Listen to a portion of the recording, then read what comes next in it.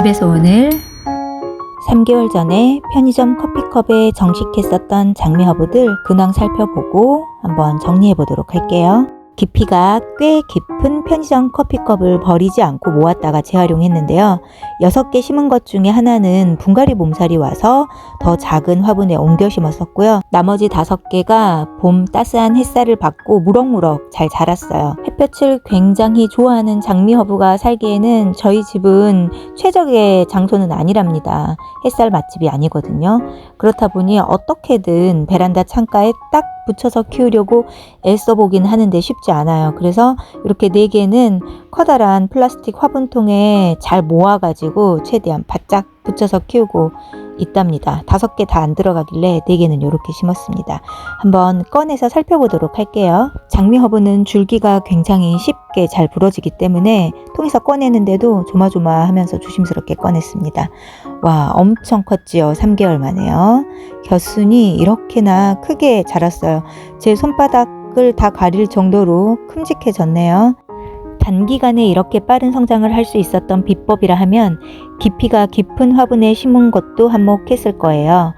뿌리를 잘 내릴 수 있으니까요. 그리고 지지대를 세워준 것도 도움이 됐을 것 같네요. 그런데 같은 조건이라 하더라도 겨울에 했다면 이렇게 빨리 성장하기는 어려웠을 거예요. 아무래도 봄이라 기온이 올라간 데다 햇살도 더 좋았기 때문에 가능한 일이었을 거예요. 가장 키가 큰 아이부터 어떻게 정리를 할까 살펴보았는데요. 아래쪽부터 겨순이 이렇게 풍성하게 잘 자랐죠. 그런데 이렇게 마디가 길어졌어요. 웃자랐더라고요. 너무 웃자란 이 아래 겨순들은 좀 잘라낼까 싶기도 하고요. 또 잎도 굉장히 크기 때문에 잎을 좀 따낼까 이렇게 고민하면서 관찰을 했습니다. 자, 결심했어요. 아래쪽에 있는 겨순들은 정리하겠습니다. 더빙하면서 다시 보니 이때 멈출 걸 그랬나 싶기도 하네요. 자, 여기서 더 손질을 했거든요. 이미 지나간 일 후회해봤자 소용없죠. 자, 금방 또 자랄 테니까요.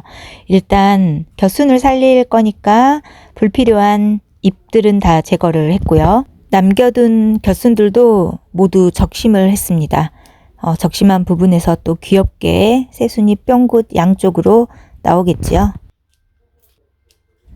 줄기 아랫부분에 있던 웃자란 겨순들은 다 깔끔하게 제거를 하고 중간부터 윗부분에 있는 겨순들은 이렇게 적심을 해서 풍성해질 훗날을 기약하는 거죠.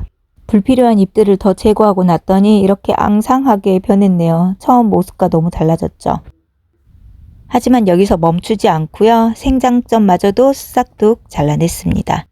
초보 때는 하지 못했던 이 과감한 손질, 당장은 볼품 없어 보이지만 이렇게 해야 더 예쁜 모습을 갖게 될 거니까요. 괜찮습니다. 5개 중에서 이제 겨우 하나 손질했는데도 그릇에 가득 삽목 개체가 쌓였네요. 바로 이어서 2번째 손님 모실게요. 앞서 했던 방식으로 아랫부분 요만큼에 있는 겨순들은 다 제거를 했고요. 불필요한 잎들도 좀 제거한 후에는 남겨진 겨순들을 적심했습니다. 첫 번째 장미허브와 같은 방식을 선택한 거죠. 단 하나 다른 점이 있다면 생장점은 자르지 않고 그대로 두었어요. 잠시 풀어두었던 벨크로 테이프를 다시 감는데 확대해서 보여드릴게요. 벨크로 테이프가 감기는 부분에 겨순들이 자그마하게 있거든요. 그런데 그런 것들은 그냥 이렇게 위로 덮기도 해요. 워낙 겨순들이 풍성하게 많이 자라고 있기 때문에 한두 개쯤 자라지 않는다고 해서 크게 수영에 문제가 생기진 않거든요. 자, 이렇게 해서 1, 2번 장미허브는 닮은 듯 다르게 정리를 했습니다. 장미허브를 많이 키워서 좋은 점 하나를 꼽으라고 한다면 실패할까 두려워하지 않고 이렇게 저렇게 하고 싶은 대로 다양하게 해볼 수 있다는 것, 그것도 장점 중에 하나인 것 같아요. 자, 3번 손님은 일단 생장점부터 잘라내고 시작할게요. 그리고 1, 2번과 다르게 겨순들을 모두 그대로 살린 다음 적심만 하도록 하겠습니다. 적심한 겨순에서 또 겨순들이 자라날 테니까 굉장히 풍성하게 자라나겠죠. 그런데 이렇게 키워도 한 3년, 4년이 지나면 아래 그 줄기들이요, 잎이 다 언젠가는 떨어지고 줄기가 아주 멋지게 이렇게 살아있는 그런 형태가 되거든요. 그래서 이렇게 키워보시는 것도 굉장히 예쁩니다. 자, 이제 2개 남았는데요. 이거 어떻게 할까 고민하다가 둘 중에 하나는 일단 그대로 더 키워보기로 결심했고요.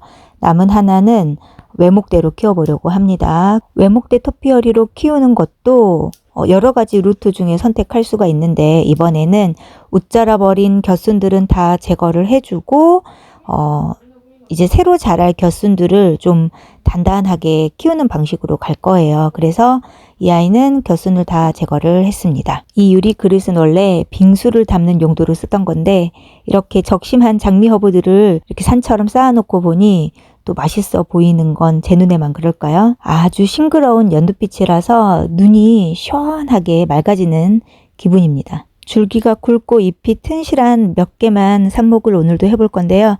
이렇게 잎과 잎이 자라있는 이 마디 부분에서 뿌리가 나기 때문에 그 마디 아래쪽을 잘라내고요. 흙에 심어야 하기 때문에 흙에 묻힐 만한 위치의 잎도 이렇게 잘라냅니다. 이렇게 잘라내면 키가 작은 한 3-4cm 이내의 개체가 만들어지죠. 이대로 흙에 꽂으면 삽목을 할 수 있는 거죠.